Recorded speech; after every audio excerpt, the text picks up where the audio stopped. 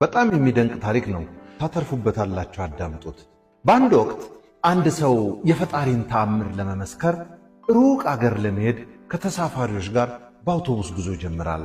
ጉዞ ከተጀመረ በኋላ ግን መንገድ ላይ አንድ ከተማ ውስጥ ተሳፋሪው በሙሉ ምሳ ለመብላት ይወርዳል።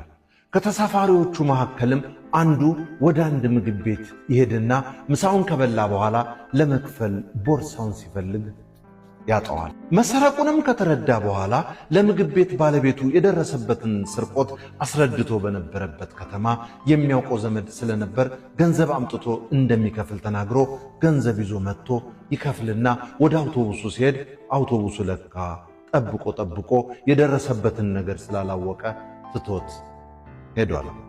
ሰውየው ገንዘቡም ተዘርፎ አውቶቡሱም ጥሎት መሄዱ እየገረመው ይሄ ፈተና ነው፣ ሰይጣን እፈር እኔ እንደሆነ ካገልግሎት አልቀርም ብሎ ብዙ ከተንከራተተ በኋላ በሌላ አውቶቡስ ተሳፍሮ ጉዞ ይጀምራል። በመንገድ ላይ አንድ ትልቅ ገደል ውስጥ የገባ አውቶቡስ ያያል። ከተሳፋሪዎችም የተረፈ ሰው አለመኖሩን ይመለከታል። ደነገጠ።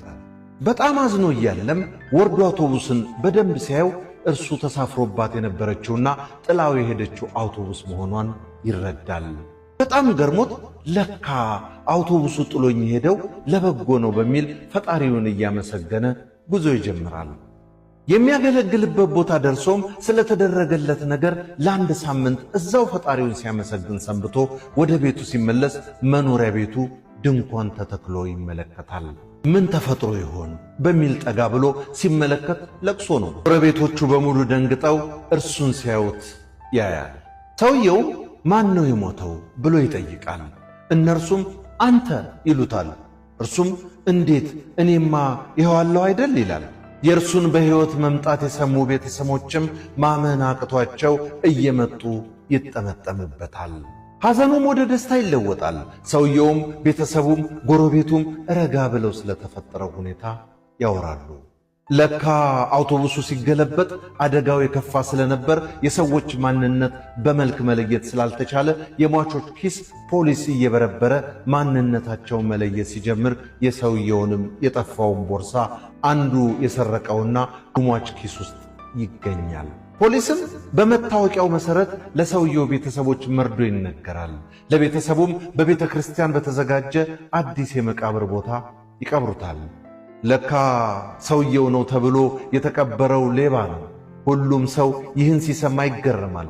ከሰዎችም መካከል አንዷ ልጅ ያንተ አዲስ መቃብር የተቀበረው ሌባው ነው፣ አንተ መቃብር ላይ ሌባ አይቀበርም፣ ይውጣ ስትል ሰውየው አንድ አስገራሚ ነገር ተናገረ።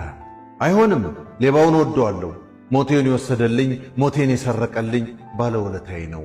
እርሱ ቦርሳዬን ሰርቆኝ ለምሳ መክፈያ ብር ፍለጋ ባልሄድ ኖሮ አውቶቡሱ አያመልጠኝም ነበር፣ እኔም ሟች ነበርኩ፣ አትንኩት ነበር ያለው። ፈጣሪ ሲፈቅድ ለካ ሞትም ይሰረቃል። አይገርምም? ነገር ሁሉ ለበጎ ነው። ሁሌም በመንገዱ ፈጣሪውን ያስቀደመ አያፍርም።